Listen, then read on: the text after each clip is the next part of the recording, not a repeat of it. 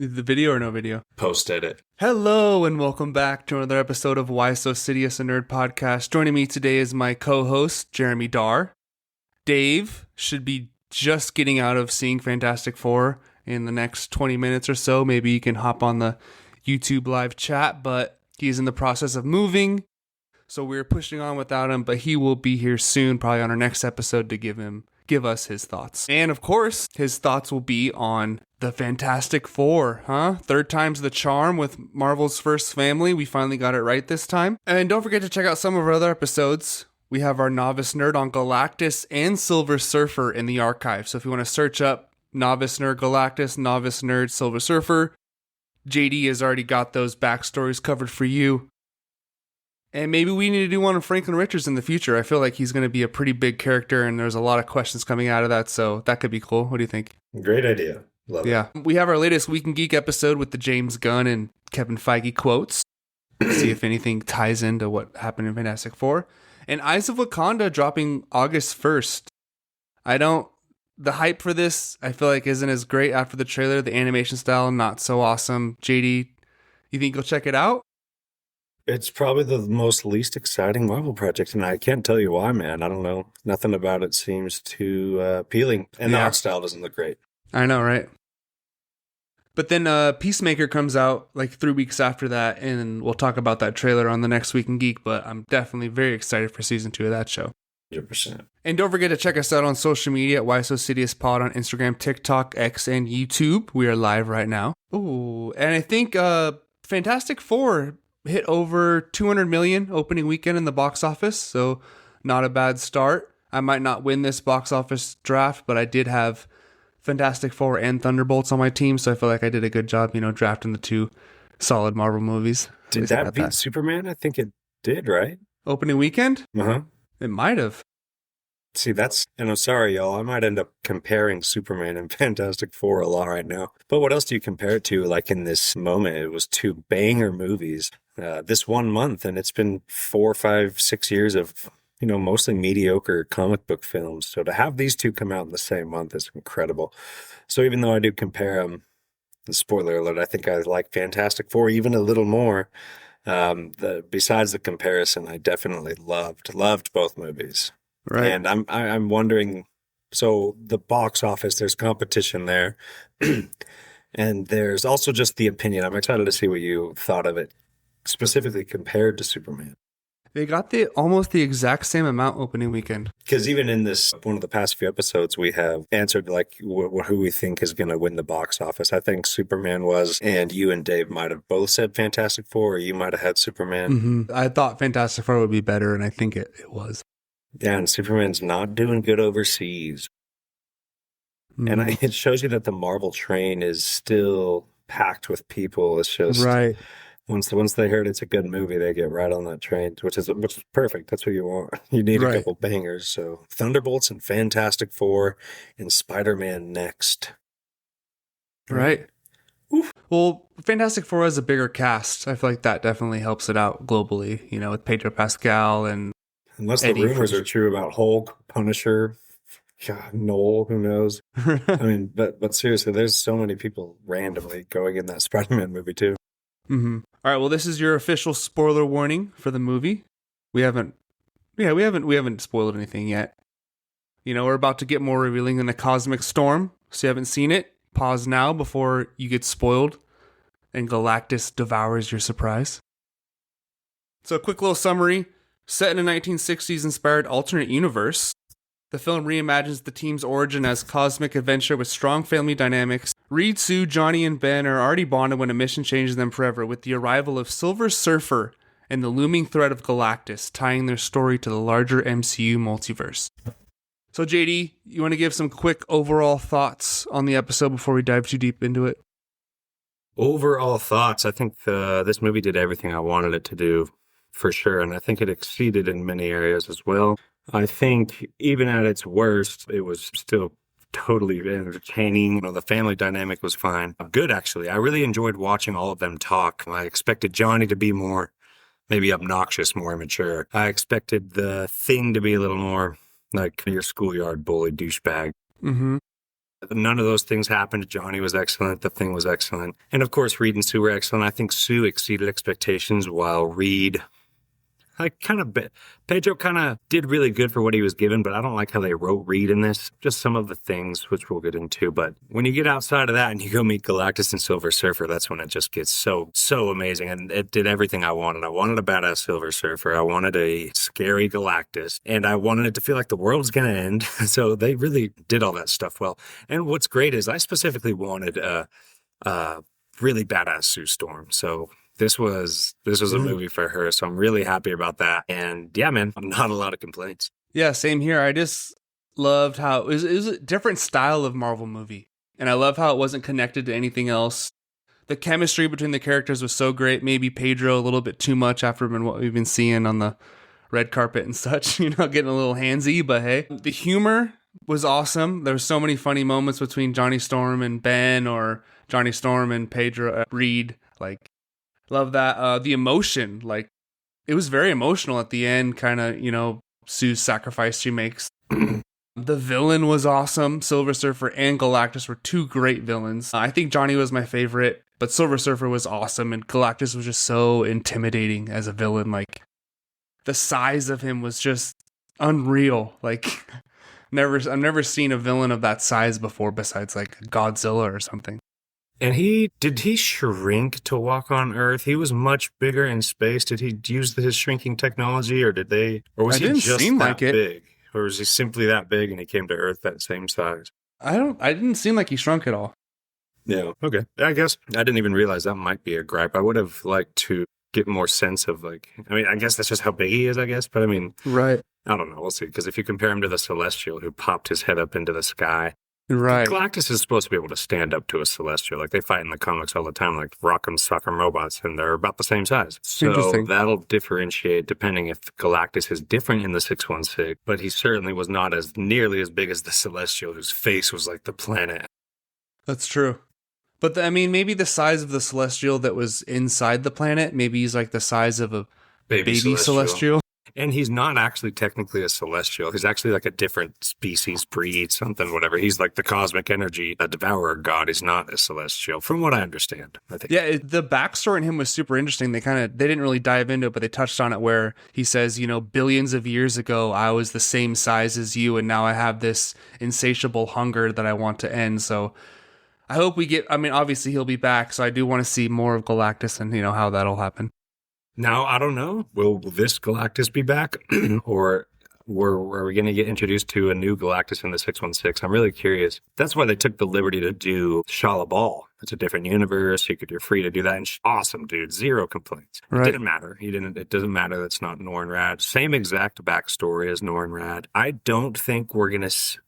Actually, I take that back. With Secret Wars, this universe, we might learn a lot more about Doom and all this stuff. So we'll see. Real quick. Jay in the comments says, thoughts on Peacemaker Season 1. Still haven't seen it. Gonna need to watch it.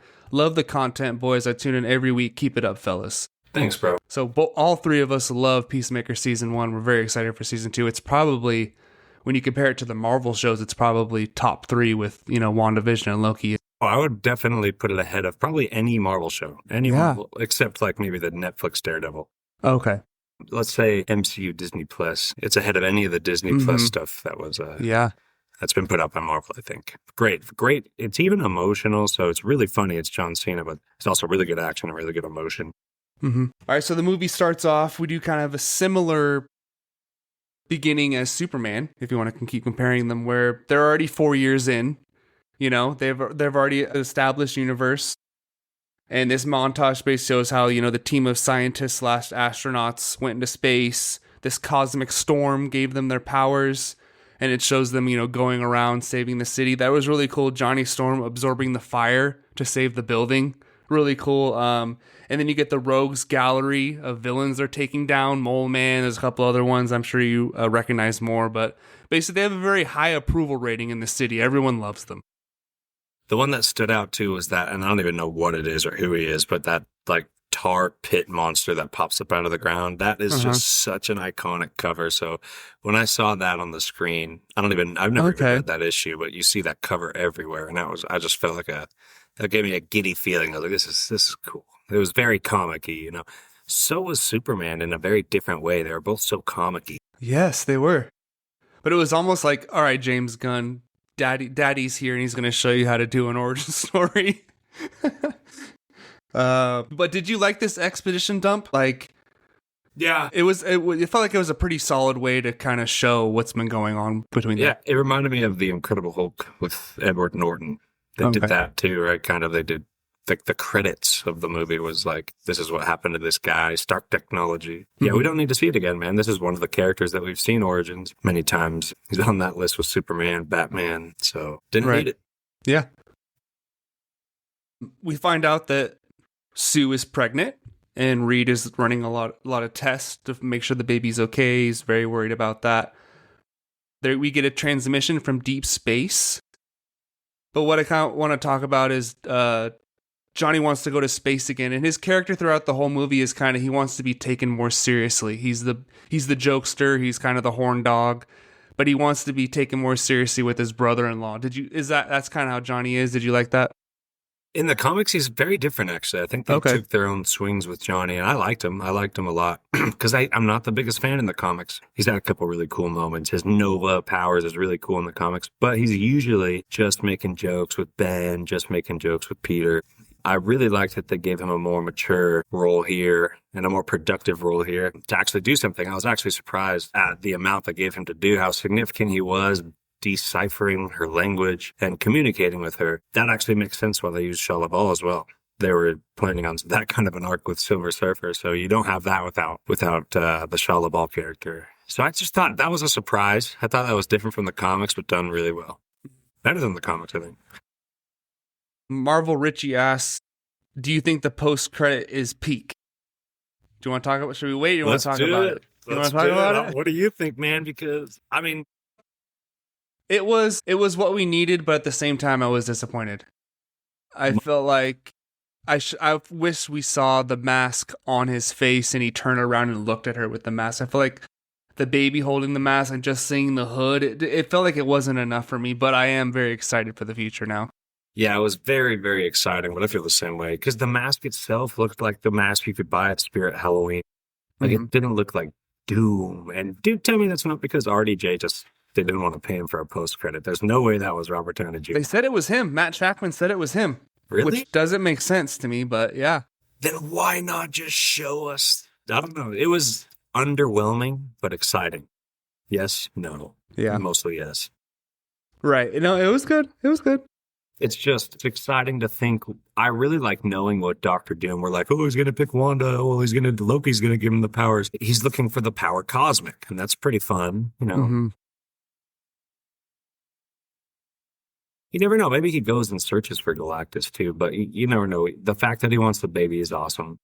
Everybody wants that damn baby. I know. I don't know if I want everyone to be chasing a damn baby this whole movie in the Doomsday. Like Grogu?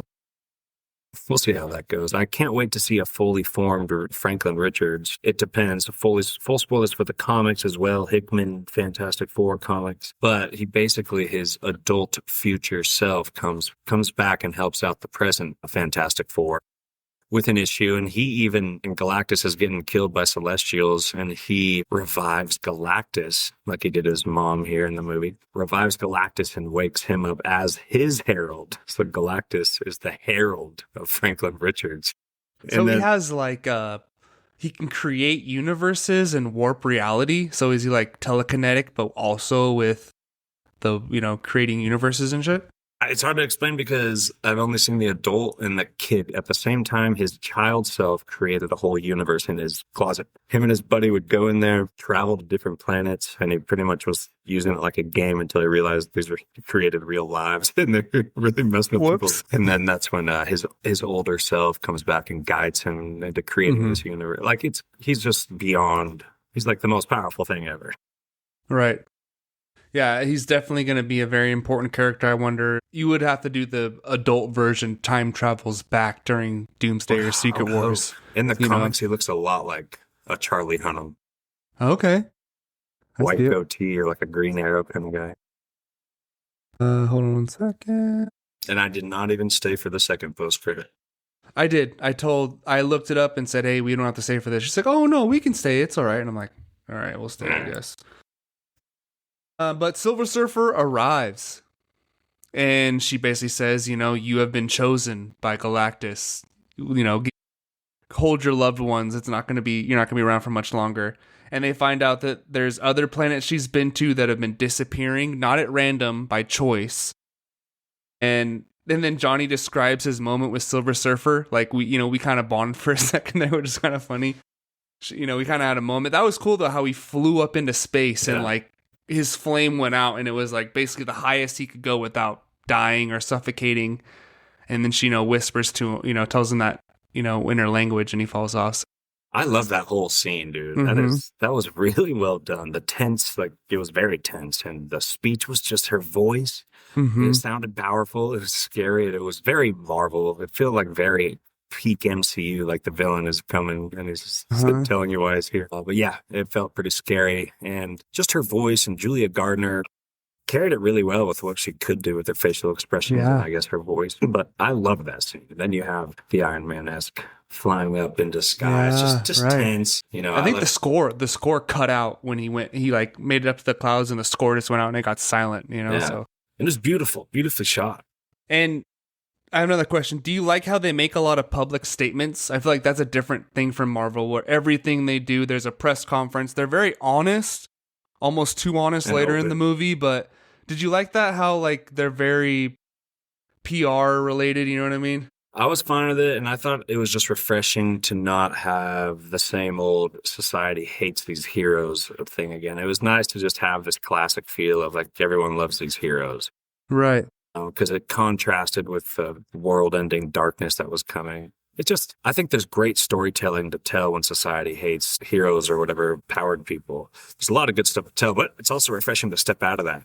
Go back to like Spider-Man 1 days. Is that maybe the only movie that where like the hero is cherished and loved? Spider-Man 1 and 2 might be it. I don't know. But it was Iron Man refreshing. 2? What about one of the Iron Man 2 or 3? Is he?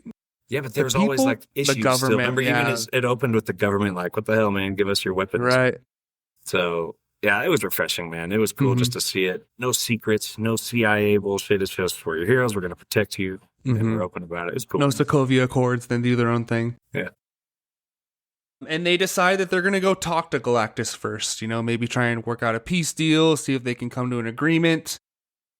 And it almost looked like hyperspace, but it was a wormhole. I like that kind of how they're traveling through space. And they arrive right as a planet is being destroyed by a ship. Is that what was going on? His ship was just flying through the middle of a planet? That's what I was going to say. It's like, was it planted inside and grew out? Because that's another question. It's kind of like my curiosity about his size. Like, how did that planet consume it? Because I'm pretty sure it breaks it down and sucks it into it or something in the comics. But I was really confused when I saw it pop out of the Earth. Whether that was from the other side or from the core, I don't know. Because it didn't really tell us. The ship breaks it down into little snacks for Galactus later, so you can kind of, Yeah, it like sucks it in and absorbs it. Because we even saw like the conveyor belt in there in that ship, while broken down chunks of boulders.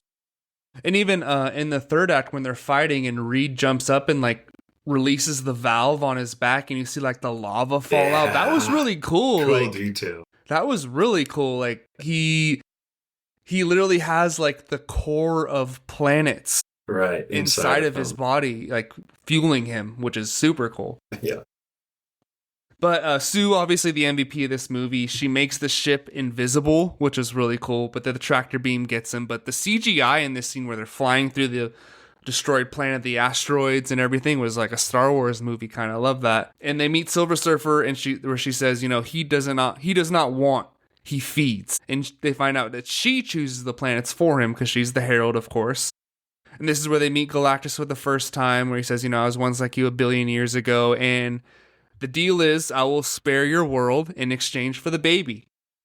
And he wants him to be the next Galactus. He has the power to be the next Galactus. And Galactus wants to die so bad. He's just tired of being hungry. He wants to pass on this burden to someone else.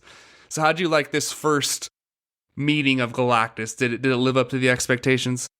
Yeah, that's one of my favorite scenes in the movie. As far as the action goes, especially when they try to escape and the Silver Surfer's coming after them. Scary, man. And then seeing Galactus for the first time just had that like...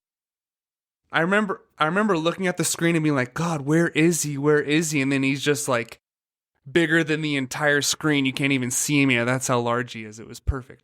Yeah. And it was so sci-fi, yeah, like you said, Star Wars, but it was really fun to just like go to space from Earth like that. Like I'm trying to think of other movies where in the MCU, it's not like we left Earth to explore space. We were in space in Guardians of the Galaxy and this and that, but it felt Right.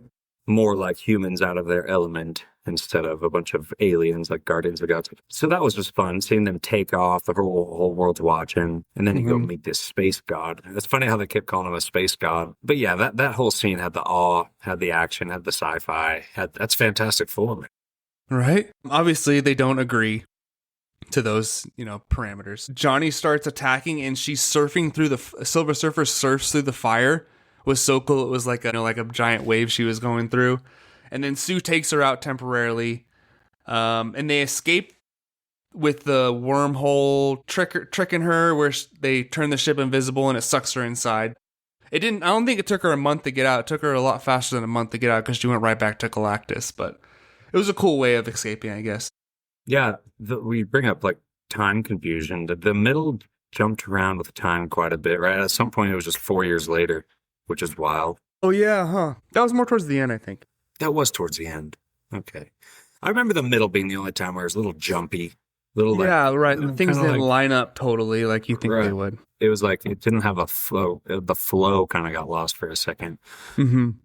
Because the Yeah. baby kept like getting a little bit older, and it was like, okay, I guess we're supposed to like kind of tell what's going on by the baby's age, but Yeah. and this is where actually he is birthed in space, which was a wild scene. How'd you feel about our first, I guess, birthing scene in Marvel? It felt very real, very I forgot that was in space. That's crazy. yeah, like Is that how he got his powers? I wonder. No, Galactus already knew he was so special. right. Actually, I forgot she delivered in space. Yeah, just the middle was jumpy, so I actually couldn't tell you much about what happened in the middle up until Johnny started deciphering languages. Right. Well, they arrive back home, and this is where they're a little bit too honest. Everyone's like, "Hey, so how did you defeat Galactus? You took him down, right?" And they're like, "Well, no, he wants our child, and he will save the planet." And obviously, we said no. And it's like, why would you say that? You need to like lie or not say anything, because everyone immediately turns on him like, "Well, wait a second, like." One person versus the entire world. Like, what are you doing here? So kind of a flaw in the Fantastic Four, a little too honest, and also like obviously you have to know that people aren't going to agree with you. Right. Be a little more cryptic or something. It just when finally that's their conflict against society now. Finally, right? But when Right. Sue walks out and gives that speech, man. Oh, Yeah. let's go. That was savage. And as she's walking out, obviously as like a father or whatever, you're like, well, that's way too vulnerable. Why would you walk out into the middle of a crowd of people with your baby? But then you realize when the thing just shows her face and how confident and comfortable she is, like no one's going to touch her. Well, this is Sue Storm. She's safe. What are you talking about? She can go in front of a crowd of people without any danger. She's a savage. So it was badass and it was a great scene. I forgot was what she great. said, but it was awesome. She won't sacrifice this world for her baby. She said, Yeah. Oh, yeah. And then she said her parents drilled it into her that they would move heaven and earth to keep her Yeah. alive. Whatever. And that turned the light bulb on in Reed Richards' head. Mhm. We're going to move Earth. But I was waiting for her to say, he's going to make this baby the next Galactus, and then who knows what could happen one day. Like, it's not like you're going to be safe forever. He's just going to make this baby, and he might come back one day and, eat the planet anyway. This baby's going to eat your planet. And I'll say the "we'll do this as a family" line was definitely better in the movie than the trailer. When she said that to the public, I was like, okay, that makes sense. In the trailer, it seemed a little bit corny. Yeah, so we get they're gonna move the Earth, and it's a callback to the egg teleporter that they kind of showed quickly in the beginning of the movie. Every country is working together. There's a power curfew. So how did you feel about this plan to move the Earth? Did it work for you? Did it seem kind of thrown together? Or, I feel like Reed is so smart to where he can just like think and do anything almost. And I feel like that's kind of a flaw in a way. You know what I mean? Where like nothing is untouchable. That is one of his flaws, right? Nothing could be I guess, and I'm thinking nothing could be perfect in his mind. He tries so many crazy things, mad scientist shit. But how did I like it? I have a lot of thoughts about it. First of all, I loved the idea of bringing all the countries together. That was cool to see, and it's just too fantastical, right? It seems like too much of a fantasy in this day and age. Just the world coming together to instead of fighting each other like we've been doing. I guess so you'd need Galactus for that to happen. That's the one thing that would bring the world together. That's like Watchmen. Ozymandias, however you say it, he created that monster, killed millions of people in New York, which stopped all the Cold War stuff, and everyone came together. A big ass threat, like an alien, will do that. That was just cool. It was kind of like, I don't know if it was heartwarming or endearing or hopeful or something, but I was like, man, why can't we just be like that? Let's just work together, y'all. Another thought I had about that was the bridge. So we've been talking about this the whole time. Is the bridge going to be in the movie? And it was in the movie. It's just very, very different. I mean, that was simply to transport a planet. In the comics, it was used to peer into other universes. Okay. Excuse me. That was different. So I don't know if that's going to evolve, because the bridge seems like the exact kind of thing you need in a movie like Secret Wars. It's how you literally peer into other universes. He used it in the comics to solve the problem of everything, kind of related to his flaw. Like you said, he wanted to solve the problem of everything. He looked at thousands of universes and seen how they survived. Doctor Strange style? Yeah, actually a lot like that. Just different, more sciencey. Right. Anyway, I'm not going to get into it. So the bridge is very different from the comics and movies. So that I hope that it evolves into the bridge. I could see it doing that. But that's like the beta version we got. Well, like he did the bridge in the comics, and he also built a ship to survive the fabric in between realities and universes. So I was expecting one of those, especially because we saw the damn ship come into the 616. Didn't get any post-credit like showing you what that's about, because that would be a universe-traveling ship right there. Right. So he does create something, I guess. So that would have been cool. And then when they start activating the plan and Surfer just comes in hot again, is just like a solid villain and starts tearing it all apart. So that was all a good scene. Right. Yeah, you get the Galactus is passing Mars, which is really cool. Yeah. Like he's in the solar system, he's passing Mars, he's coming for us. And yeah, right as they're about to move, Silver Surfer comes and just starts destroying all the different platforms. But then Johnny plays the recordings of her planet because he's figured out her language, and it's basically she was offered to be a scout to save her planet, where, that was where he changed her into the Silver Surfer, and now she has this life that she probably doesn't enjoy as much as she does, when you first meet her. There are some demons inside of her. And there's recordings of all these planets that have basically been destroyed. But right, it was other planets that have been destroyed by Galactus. But there was also the recording of her planet that she saved. So how did you feel about that Silver Surfer backstory? Yeah, I loved it. It was just like Norrin Rads. It's the same thing. Okay. Yeah, it is interesting. They're both of their purposes. They both have their own little Sisyphus rock. They have their own rock each. Like they both do this thing that they don't want to do. He has to eat planets. She has to find them. Other than that, yeah, man, I loved every second of the movie. So this isn't an exception. This really is what started the third act, right? Is this when Galactus comes right after she destroys all that stuff? Mm-hmm. And then Johnny communicates with her, which is what ends up, that's why she comes back later and saves the day. Right. Just like the Herald of Galactus in the original comics, that's what Silver Surfer does. She tells the Earth they're going to die, Galactus is about to eat it, and then Silver Surfer helps the Fantastic Four. It's how it goes, man. And all she had to do was, she just did one thing to help, right? To help go. She kicked Johnny out of the way and pushed Galactus through the Okay, that was it. Yeah, the they're wormhole. both in the hole now. Pretty exciting. He's going to be very mad at her. Pretty exciting. As far as third acts, is that like really good for you as far as MCU third acts? I mean, besides an Avengers movie, it's definitely up there. You know what I mean? Like because Marvel has problems with their third acts. You're right. Except in all the Avengers, that was badass. Right. But the same versus same is a lot, that happens in your solo movies or smaller team up movies. So you almost want to say the worst phase of Marvel has had some of the best third acts. Spider-Man 3, Guardians 3, and Fantastic Four might be the three best third acts outside of Avenger movies. I'd have to watch it again. I'm still waiting for the second watch. I know, me too. I'm curious. So they have a plan after she destroys the bridge, And they're going to use Franklin as bait to teleport Galactus to the edge of space, right in the middle of Times Square. This is where they bring Mole Man back. They're going to evacuate the city underground to Subterranea. And Galactus shows up, jumps into the ocean, and creates like a total tidal wave going through. It was so sick how he, like, literally, it was Godzilla. Yeah. I kept thinking Godzilla as well. In the X-ray vision, like... That was sick. And the sound it made. Yeah. Like, I loved all the sounds they used for Galactus. He's got some sick powers. Like, there's definitely a lot I want to learn about him. Go check out our Novice Nerd on Galactus. And I love the line, clever little bugs. How, they traded the distraction for him. And then he literally yeets the thing out of the atmosphere. Like, throws him so far. So cool. Reed makes a solid attempt to stop him, but then literally gets stretched apart so far. That was hard to watch. I have a gripe there, man. He should be able to stretch easily that far. He should be able to be just comfortable in that.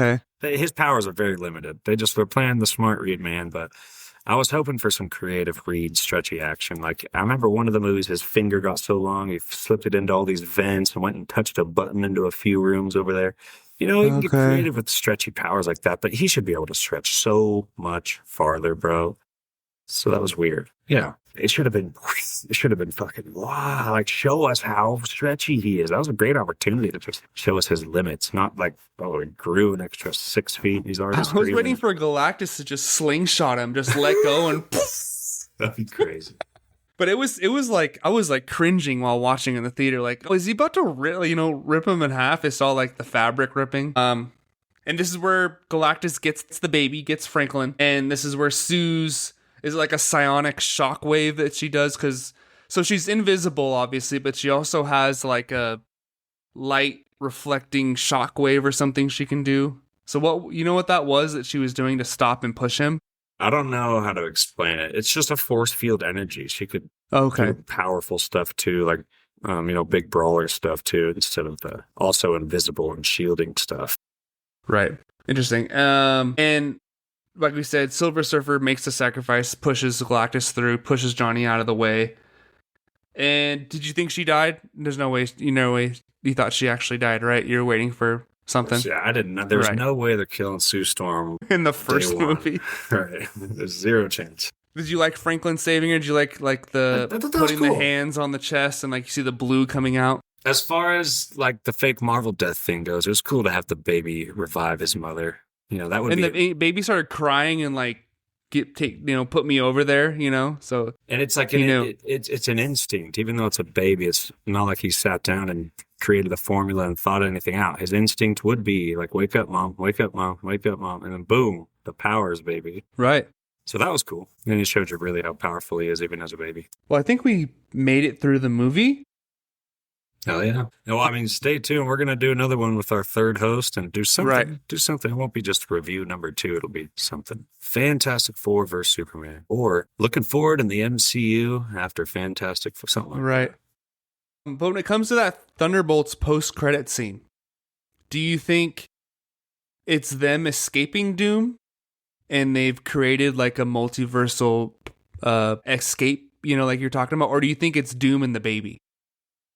My first instinct is to believe that Doom stole the baby. He's lost in the multiverse. They found out he escaped in the multiverse. So they don't know where. They just know, holy shit, it's not the multiverse. And somehow, I guess, the 616 crew gets on their radar as people that could help them or have people who have been tampering with the multiverse or something along those lines. They're coming for help. But that could be either one. Doom showing up with the baby would be crazy. But he had a Fantastic Four shit. See, they needed Doom in this movie. It was a perfect movie. Don't take this seriously, but I wish they developed Doom more, like any backstory at all with him and Reed or anything, man. We're just going into Doomsday. We've never seen this guy. It's like Ultron, I guess, but still.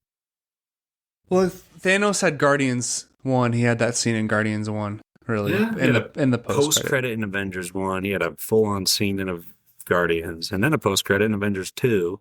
Right. And then a kind of a post-credit scene in Thor Ragnarok. I definitely think Doomsday is going to start with Fantastic Four and what we just saw, and then it will lead into the Thunderbolts post-credit scene. After, we didn't get that connective tissue. I think that's how it's going to go. I've never been so excited to figure out what the hell a post-credit scene means. Should I save my or not mine, but the theory I saw for the next one? You want me to reveal it now? Remember I said it earlier? Do it. I'll do it twice. So what I saw on the internet is Doctor Doom is using Tony Stark's identity to make the heroes feel comfortable. And then at the end of Doomsday, we will see his true identity as another actor, another person. And we will get Tony Stark as Iron Man in Secret Wars going against the real Doctor Doom. That would be crazy. Because Tony Stark as Doctor Doom doesn't make a lot of sense. I feel like him... Because also, what we didn't see his face in the Fantastic Four post-credit scene. Maybe there's a reason for that. He hasn't... Once he goes to 616, he realizes, okay, I need to... Can he do that? Does he have that ability to shapeshift? No, he cannot shapeshift. But he can do the technology. In the Marvel, they have those like nano masks. Remember that Black Widow? Black Widow tore it off during Winter Soldier. Yeah, that's right. So they have stuff like that. He would too. Man, I don't know. That's another question that we need answered. It's definitely not like a Tony Stark variant. We know that. It is Victor Von Doom, which just makes it more confusing. Why is he identical to Tony Stark? So yeah, you can't make Doctor Doom a Tony Stark. Well, and then the Russo brothers said that the Tony Stark endgame death does play into his character somehow. So look at his face. The way his face is all burnt up at the end of that. That's a Doom face already, but it's not supposed to be Tony Stark. Well, it couldn't be that Tony Stark. That's right. Of course not. I don't think it's any Tony Stark. It's just so weird, dude. It's sitting right outside of mine, I think. Galactus, Sue, and Johnny by far the standouts. Silver Surfer looked great. Surprised how well Joseph Quinn fit in. He doesn't know how he feels about Pedro. That's exactly I feel very close to that. I like Pedro as Reed. Do you like John Krasinski more?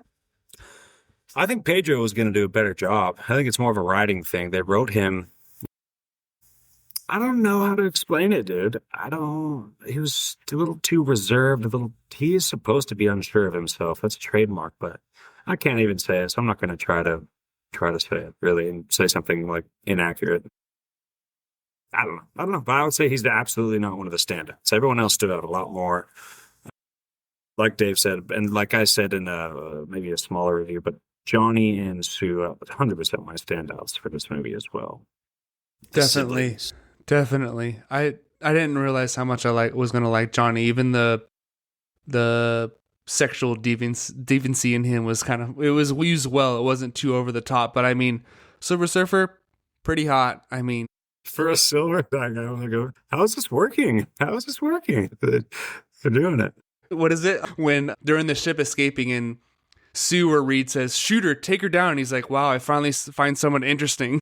Yeah, that was cool. I want to see more of Galactus and Silver Surfer, whatever form that takes. But I kind of just want Julia Garner back as the Silver Surfer, like indefinitely.